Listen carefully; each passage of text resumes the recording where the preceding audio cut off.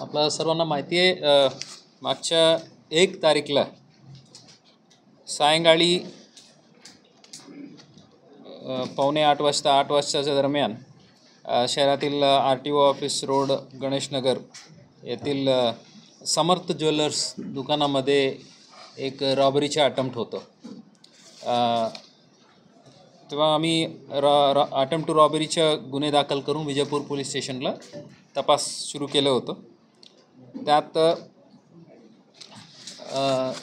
जे काय इन्फॉर्मेशन होतं त्यानुसार एक ॲक्टिवा टाईप निळ्या रंगाच्या गाडीमध्ये 3 आरोपी आत आला आणि त्यांनी कोयता वगैरे वापरलं आणि तिकडच्या काच वगैरे फोडून मालकांना धमकावलं, बॅग भरा वगैरे वगैरे. पण तिथून काय ओरडाओरडी झालं आणि गर्दी जमल्यामुळे त्यांनी तिथे जगा सोडून पळून गेलं.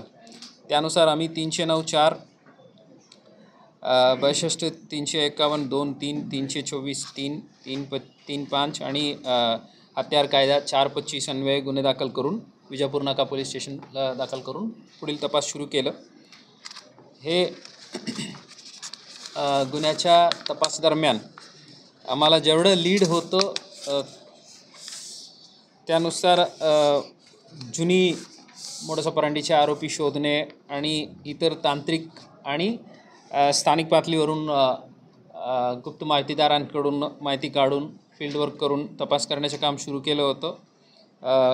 DCP zone Shri Kabade, DCP crime Shrimati Patil, DCP traffic Shri Hasan आणि त्यांच्या सर्व टीमनी पूर्णपणे म्हणजे अगदी ट्रॅफिकच्याही अंमलदार यात ते त्या रेसम्बलिंग वाहनबद्दल माहिती गोळा करणे आणि क्राईम आणि लोकल पोलीस स्टेशनच्या सर्व पोलीस स्टेशनच्या DB आम्ही वापरून शोध मोहीम काढलं होतं. आपलं सर्वांना माहितीच आहे.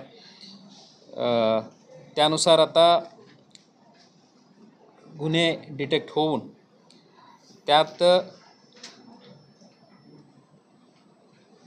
आतापर्यंत 5 आरोपी ताब्यात घेतलेले आहेत.